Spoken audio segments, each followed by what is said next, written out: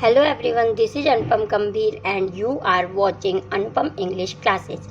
आज के इस वीडियो लेक्चर में हम class 11th English Hornbill book से chapter number 2 we are not afraid to die if we can all be together का एक्सप्लेनेशन लाइन बाय लाइन पढ़ेंगे, जिसके writer Gordon Cook and Alan East हैं। Chapter का explanation line by line पढ़ने से पहले हम इस चैप्टर के मेन कैरेक्टर्स और सब कैरेक्टर्स को देख लेते हैं। मेन कैरेक्टर्स वो होते हैं जो चैप्टर में बार बार आते हैं। सब कैरेक्टर वो होते हैं जिनकी एंट्री चैप्टर में एक या दो बार ही होती है। तो चैप्टर के मेन कैरेक्टर में 4 हैं। फर्स्ट है आई ये ऑथर हैं जो नरेटर भी हैं, जिन्होंने इस चैप्टर को नरेट भी किया है, बताया भी है पूरा और लिखा भी है। नेक्स्ट सेकंड मैरी हैं, उनकी वाइफ हैं ऑथर की। सुजैन उनकी डॉटर हैं और जोनेथन उनके सन हैं। सब कैरेक्टर्स में केवल 2 ही कैरेक्टर आए हैं, लैरी विजल जो कि एक अमेरिकन, सेकंड हर्ब सिजलर हैं जो कि स्विस यानी कि स्विट्जरलैंड के हैं। तो चलिए स्टार्ट करते हैं चैप्टर का एक्सप्लेनेशन।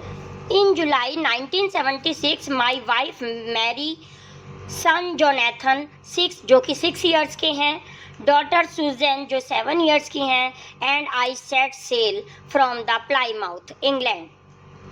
जुलाई 1976 की बात कर रहे हैं जब उनकी वाइफ, उनके बेटे जोनेथन, डॉटर सुजैन जो 7 साल की हैं और मैंने यानी कि ऑथर ने सेल यानी कि समुद्री यात्रा के बारे में शुरू की। कहाँ से शुरू की? Plymouth England. इंग्लैंड में प्लाईमाउथ एक जगह है, वहाँ से उन्होंने स्टार्ट की। प्लाईमाउथ अफ्रीका से ऊपर, जो कि इस मैप में भी शो किया गया है, अफ्रीका से ऊपर प्लाईमाउथ इंग्लैंड में है, जहाँ से ऑथर ने, नरेटर ने अपनी समुद्री यात्रा स्टार्ट की थी। नेक्स्ट वे कहते हैं to duplicate the round the world voyage made 200 years early by captain James Cook. वो कह रहे हैं हमने वो यात्रा उनकी कॉपी करने की सोची थी। किनकी? कैप्टन जेम्स कुक जो कि एक एक्सप्लोरर है, ब्रिटिश एक्सप्लोरर है, जिन्होंने पूरे वर्ल्ड की यात्रा की थी। और ये यात्रा उन्होंने कौन सी की थी? समुद्री यात्रा, शिप से यात्रा की थी। तो उसी की डुप्लीकेट यानी कि उसकी कॉपी करना चाह रहे हैं ऑथर और उनकी family. For the longest time, Mary and I are 37 years old businessman। तो आई कौन है? ये ऑथर हैं। वो कह रहे हैं कि मैं 37 years का बिजनेसमैन था। Had dreamed of sailing in the wake of famous explorer, and for the past 16 years we had spent all our leisure time honing our seafaring skill in British water। British water England में जहाँ चारों तरफ वो रहते थे, पानी था, वहाँ उन्होंने ये सी यानी कि समुद्री यात्रा की उन्होंने तैयारी की थी। क्या तैयारी की थी? अपने लीजर टाइम यानी कि फ्री टाइम में क्या तैयारी की थी? मतलब ख़राब से ख़राब वेदर में भी वो अपना शिप चला पाएँ। तो वो बता रहे हैं कि हमने 16 ईयर्स तक की ये समुद्री यात्रा की हमने वहाँ तैयारी की थी। कहाँ की थी? ब्रिटिश वाटर, इंग्लैंड के चारों तरफ जो समुद्र था, पानी था, वहाँ पर उन्होंने यात्रा की थी। आवर बोट वेव वॉकर, अब अपनी बोट का नाम उन्होंने बता रहे हैं कि हमारी जो वेव वॉकर थी, बोट थी, 23 मीटर्स लॉन्ग, उसकी वो 23 मीटर उसकी लंबाई थी। 30 टन वुडन हल्ड ब्यूटी, बहुत सुंदर थी, लकड़ी की बनी हुई थी। और उसका वेट कितना था? 30 टन। 1 टन में कितने केजी होता है? 100 केजी, यानी कि 30 टन 3000 टन वेट था उनकी बोट का। नेक्स्ट क्या कह रहे हैं? हैड बीन प्रोफेशनली बिल्ट, जिसको पूरी तरह से प्रोफेशनली बिल्ट किया था, यानी कि तैयार कर लिया गया था उसका सब कुछ चेकअप करके कि वो ख़राब मौसम में भी समुद्र में चलने में ठीक रहेगी। And we had spend months fitting it, और उसको फिट करने में भी उन्होंने कई महीने लगा दिए थे। आउट एंड टेस्टिंग इट, उसका टेस्ट किया था। In the roughest weather we could find, ख़राब मौसम में भी उन्होंने उसकी तैयारी करने, उसकी टेस्टिंग की थी। किसकी? वेव वॉकर यानी कि अपनी शिप की। The first leg of our plan 3 years 105,000 kilometre journey passed pleasantly as we sail down the west coast of Africa to Cape Town. अब ऑथर बता रहे हैं कि हमारी ज्वेलरी का जो फर्स्ट लेग यहाँ पार्ट से है, पहला भाग जो उसका था वो हमने प्लीजेंटली यानी कि बहुत खुशहाली के साथ बिता दिया था। और अब हम कहाँ पहुँच गए थे? अफ्रीका के केप टाउन में। स्टूडेंट्स, केप टाउन की आप लोकेशन देख सकते हैं इस मैप में। अफ्रीका के सदर्न पार्ट में, बिल्कुल साउथ में केप टाउन मार्क किया गया है। तो ऑथर बता रहे हैं कि हमने हमारी जर्नी का फर्स्ट पार्ट प्लाईमाउथ इंग्लैंड से लेकर अफ्रीका के सदर्न पार्ट केप टाउन तक कंप्लीट कर लिया था। उसके बाद वह क्या कहते हैं, there before heading east we took on 2 crewmen, American Larry Weasel and Swiss Herb Sizzler, to help us tackle one of the world's roughest seas, the Southern Indian Ocean. अब वो बता रहे हैं कि केप टाउन से southern Indian ocean में अब उन्होंने जाना था। इंडिया के नीचे जो ओशियन है वो सदर्न इंडियन ओशियन है, तो वहाँ उन्होंने अब जाना था। वो किधर की साइड जाना था? अब वो साउथ की तरफ थे, उससे उन्होंने ईस्ट की तरफ जाना था। किधर जाना था? ऑस्ट्रेलिया क्योंकि जाना था। अब वहाँ केप टाउन में पहुँच के उन्होंने 2 क्रूमैन लिए। कौन लिए क्रूमैन? इनके नेम आपको लर्न करने पड़ेंगे। लैरी विजिल जो कि एक अमेरिकन है और दूसरे हैं हर्ब सिजलर जो कि स्विट्जरलैंड के हैं। तो 2 क्रूमैन हायर किए। क्यों किए? क्योंकि अब वो बता रहे हैं कि ये जो इंडियन ओशियन है, सदर्न इंडियन ओशियन, ये बहुत ही रफेस्ट सी है, दुनिया का, वर्ल्ड का सबसे रफेस्ट सी, यानी कि बहुत यहाँ पे तूफान और वेव्स उठती हैं जो कि हमें नुकसान पहुँचा सकती हैं। इसलिए उन्होंने 2 क्रूमैन हायर किए थे। Now we come on page number 14. On our second day out of Cape Town, we began to encounter strong gales. अब जब वो दूसरे दिन केप टाउन से चले, उससे अगले दिन उनके सामने क्या आने लग गई? स्ट्रॉन्ग गेल्स, यानी कि बहुत ही भयानक सी हवाएं चलने लग गई। गेल्स मतलब हवाएं। For the next few weeks, और कुछ सप्ताह तक, दे ब्लू कंटिन्यूसली, और वह कुछ सप्ताह तक कंटिन्यूस लगातार चलती रही। Gales did not worry me, उन हवाओं से तो मुझे कोई परेशानी नहीं थी। But the size of waves was alarming, up to 15 metres as high as our main mast. Main mast बच्चों किसे कहते हैं? इस पिक्चर में आप देख सकते हैं इस शिप के ऊपर बहुत ही लंबा सा डंडा जो लगा हुआ है, जिसके साथ ये सेल बंधे हुए हैं, यानी कि बहुत बड़े बड़े कपड़े से। तो ये जो बीच वाला डंडा है इसे हम मेन मास्ट कहते हैं। तो वो कहते हैं कि वो जो हवाएं चल रही थी उससे तो मुझे उतना डर नहीं लग रहा था, लेकिन ये जो वेव्स थी 15 मीटर ऊंची, जो ये वेव्स थी मेन मास्ट के पर तक जा रही थी। सोचिए मेन मास्ट कितना ऊपर होता है शिप तक, तो वहाँ तक जो ये वेव्स उठ रही थी उससे मुझे बहुत डर लग रहा था। नेक्स्ट क्या कहते हैं? December 25 found us 3500 kilometre east of cap Town. अब December 25 को वो 3500 किलोमीटर ईस्ट की तरफ केप टाउन से आगे चले गए थे। डेस्पाइट एस्ट्रोसियस वेदर, एस्ट्रोसियस का मतलब होता है रफ वेदर, बहुत ही खराब मौसम हो गया। We had a wonderful holiday complete with a Christmas tree, फिर भी उन्होंने उस खराब मौसम में भी क्रिसमस ट्री के साथ सेलिब्रेट कर लिया। 25 दिसंबर था, उस दिन क्रिसमस डे था, तो उन्होंने वो सेलिब्रेट कर लिया। New Year's day saw no improvement in the weather, अब अगली 1 जनवरी को भी वेदर में सुधार नहीं आया। But we reason that it had to change soon, बल्कि हम आपस में बातें कर रहे थे कि शायद ये जल्दी फिर से चेंज हो जाएगा मौसम। And it did change for the worse, हाँ यह मौसम बदल भी गया, चेंज भी हुआ, लेकिन क्या हो गया? और ही ज़्यादा गंदा हो गया, मतलब पहले से भी और ख़राब स्थिति में ये मौसम हो गया।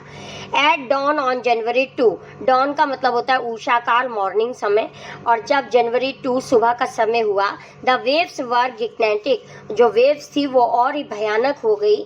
We were sailing with only a small storm jib and were still making 8 knots। The meaning of storm jib is a triangular stay sail set forward the mast in a ship।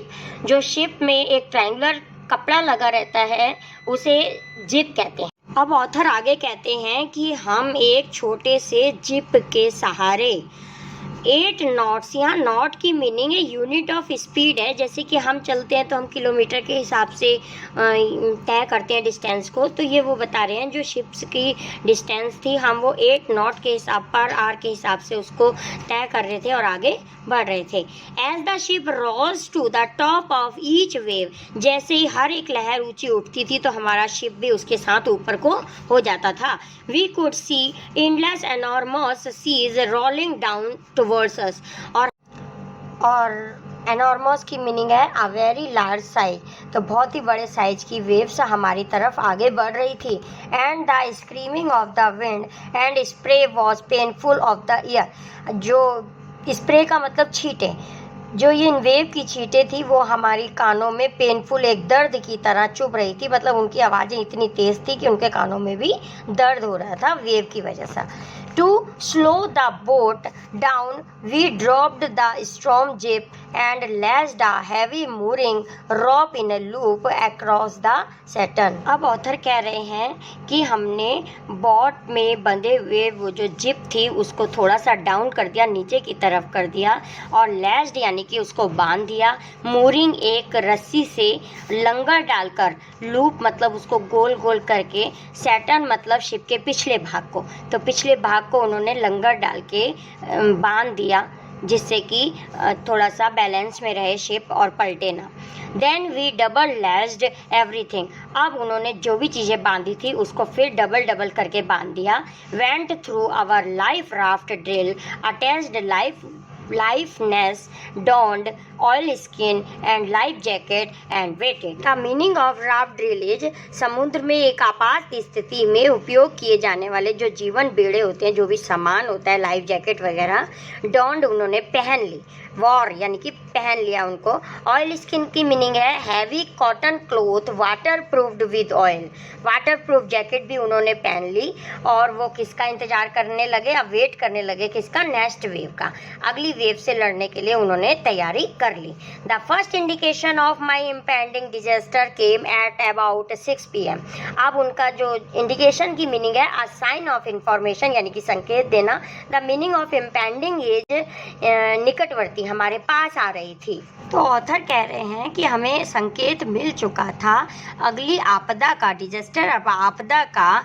Ominous silence, बिल्कुल तूफान से पहले जो शांति हो जाती है उसे कहते हैं कि 6 बजे हमें नेक्स्ट आपदा का संकेत मिल चुका था, और वहाँ पे एक तूफान से आने वाली से पहले जो शांति होती है वो हो गई थी। The wind dropped and the sky immediately grew dark, अब हवा जो है वो रुक गई थी और जो आसमान है वो पूरा डार्क हो गया था। Then came a growing roar and an enormous cloud towards aft of the ship, अब उन्हें जो वेव थी वो कैसा लग रहा था, एक ही भयानक क्लाउड लग रहा था, ऐसा लग रहा था बादल है, लेकिन वो बादल नहीं था, क्या था, वो वेव थी, समुद्री वेव थी जो उनको एक क्लाउड लग रही थी। विद हॉरर, बहुत ही डर के साथ, I realized that it was not a cloud, तब मुझे महसूस हुआ कि हाँ यह बादल नहीं है, but a wave like no other I had ever seen, ऐसी वेव हमने पहले कभी नहीं देखी थी। It appeared perfectly vertical and almost twice the height of the other waves, ये कितनी बड़ी थी, जो साधारण वेव्स होती हैं उसकी लगभग बिल्कुल ट्वाइस यानी कि डबल थी। With a frightful breaking crest, students the meaning of crest is reach यानी कि पहुंच रही थी, वो जो वेव की ऊपर की चोटी उनके तक पहुंच रही थी, ऐसे लग रहा था कि वो अब हमारे ऊपर आने ही वाली है। Next paragraph, the roar increased to a thunder as the stern moved up the face of a wave, हर वेव के साथ, सैटर्न मतलब शिप का पिछला पार्ट, हमारा पिछला पार्ट जो शिप का इधर उधर हर वेव के साथ घूम रहा था। And for a moment I thought we might ride over it, और हमें लगता था कि अब हमारी शिप को फिर ये ऊपर वो उठा देगा। But then a tremendous explosion shook the deck, उसी समय एक शूक मतलब शेक की सेकेंड फॉर्म है शूक, हमारे डेक को यानी कि शिप के फ्लोर को एक एक्सप्लोजन ने हिला दिया। एक्सप्लोजन मतलब धमाका हुआ वेव का जिसने हमारे शिप के पिछले पार्ट को बिल्कुल हिला दिया। A torrent of green and white water broke over the ship, और हमारे शिप पर व्हाइट और ग्रीन कलर का मतलब यानी कि काई टाइप की हमारे शिप पर आ गई। My head smashed into the wheel and I was aware of flying overboard and sinking below the waves. अब मैं जो मेरा सिर था वो व्हील से टकराया और वेव्स में मैं डूब गया। कहाँ पे वेव्स में? शिप के अंदर ही, बाहर नहीं, शिप के अंदर ही जो पानी भर गया उसमें राइटर बता रहे हैं, ऑथर जो नरेटर भी हैं वो कह रहे हैं कि मैं उसमें डूब गया। I accepted my approaching death. Approaching मतलब हमारे नज़दीक आने वाली। अब वो कह रहे हैं मैंने उसको, हमारे नज़दीक आने वाली जो डेथ थी उसको मैंने एक्सेप्ट यानी कि स्वीकार कर लिया था। And as I was losing consciousness I felt quite peaceful. Consciousness मतलब बेहोशी की स्थिति में जाना। तो जब मैं डेथ से पहले क्वाइट पीसफुल, एक शांति सी भी महसूस सी होती है, तो कह रहे हैं मैं बेहोशी की स्थिति में हो रहा था और मुझे थोड़ी सी शांति फील हो रही थी कि मेरी अब तो डेथ नियर ही है, पास ही है। Unexpectedly my head popped out of the water. और एक अचानक से फिर मेरा सिर पानी के बाहर निकला। A few meters away, wave walker was near capsizing. The meaning of capsizing is be overturned in water, मतलब पानी में उलट देना। फिर उस वेव ने क्या किया, ऑथर को मतलब सीधा कर दिया। कुछ मीटर ही दूर था वो, किससे? व्हील से। हर मास्ट ऑलमोस्ट हॉरिजेंटल। अब वो मास्ट जो था उनका मेन मास्ट वो हॉरिजेंटल मतलब लेट गया था, हॉरिजॉन्टल में हो गया था, वर्टिकल था और वो वेव की वजह से हॉरिजॉन्टल हो गया। Then a wave hurled up her upright. Hurled की मीनिंग बच्चों होती है to throw with a great force, फेंक। देन अ वेव हर्ड, और उसको उन्होंने, वेव ने आगे की तरफ फेंक दिया। My lifeline jerked taut. I grabbed the guardrails and sailed through the air into wave walker's main boom. The meaning of boom is front part of the ship. पिछले पार्ट को stern कहते हैं और front part को boom कहते हैं। अब writer कह रहे हैं कि मैं वेव की वजह से उछला और रेलिंग जो शिप के किनारे पे बनी हुई थी उसको मैंने पकड़ लिया, जो कि बूम को सपोर्ट करने के लिए बंधी हुई थी। Subsequent waves tossed me round the deck like a rag doll. Rag का मतलब होता है कपड़े से बनी हुई गुड़िया। तो वो जो वेव्स थी उन्होंने मुझे टॉस करना शुरू कर दिया, मतलब रोल करना शुरू कर दिया। कैसे रोल किया? एक रैग डॉल की तरह, जो हल्की सी कपड़े की बनी हुई गुड़िया होती है उसकी तरह उन्होंने मुझे रोल करना शुरू कर दिया। माई लेफ्ट रिब्स क्रैक्ड, और मेरी जो लेफ्ट यानी कि लेफ्ट साइड की जो पसली थी वो टूट गई। My mouth filled with the blood, मेरा मुंह खून से भर गया।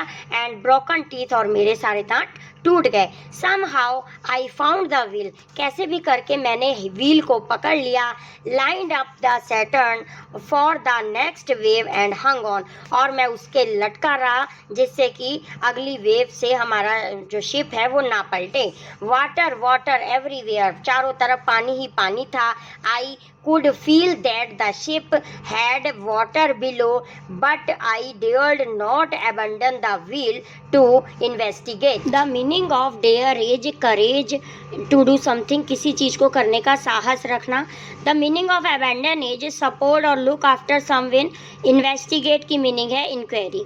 तो मैंने किसी भी तरह करके साहस रखा और जांच पड़ताल आगे की, जैसे इन्वेस्टिगेशन ने शुरू की कि कैसे हम शिप को बचा सकते हैं। Now we come on page number 15. Suddenly the front hatch was thrown open and Mary appeared.